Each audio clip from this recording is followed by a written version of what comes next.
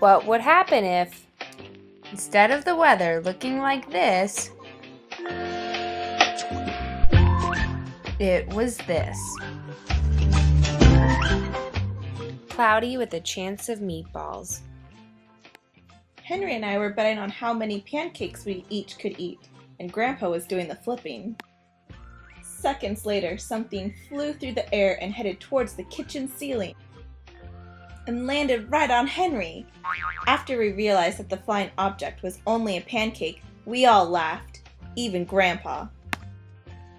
That night, touched off by the pancake incident at breakfast, Grandpa told us the best tall tale bedtime story he'd ever told. Across an ocean, over lots of huge bumpy mountains, across 3 hot deserts, and 1 smaller ocean, there lay the tiny town of Chew and Swallow. In most ways, it was very much like any other tiny town. The only thing that was really different about Chew and Swallow was its weather. It came 3 times a day, at breakfast, lunch, and dinner. Everything that everyone ate came from the sky. Whatever the weather served, that was what they ate. The people could watch the weather report on television in the morning, and they would even hear a prediction for the next day's food. When the townspeople went outside, they carried their plates, cups, glasses, forks, spoons, knives, and napkins with them. The menu varied. By the time they woke up in the morning, breakfast was coming down. For lunch one day, frankfurters, already in their rolls, blew in from the northwest at about 5 miles an hour.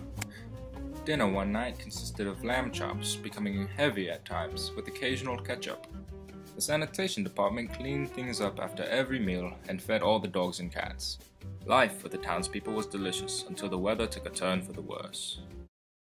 One day there was nothing but gorgonzola cheese all day long. And the next day there were Brussels sprouts and peanut butter with mayonnaise. The food was getting larger, and so were the portions. The people were getting frightened. Violent storms blew up frequently. Awful things were happening.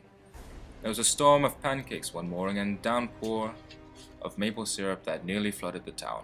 Lunch one day brought 15-inch strips of cream cheese and jelly sandwiches.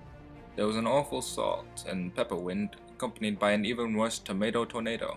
The town was a mess. The sanitation department gave up. The job was too big. Everyone feared for their lives. So a decision was made to abandon the town of Chew and Swallow. It was a matter of survival. If you want to find out how the people of Chew and Swallow escaped this messy situation, check out Cloudy with a Chance of Meatballs by Judy Barrett. You'll be glad you did.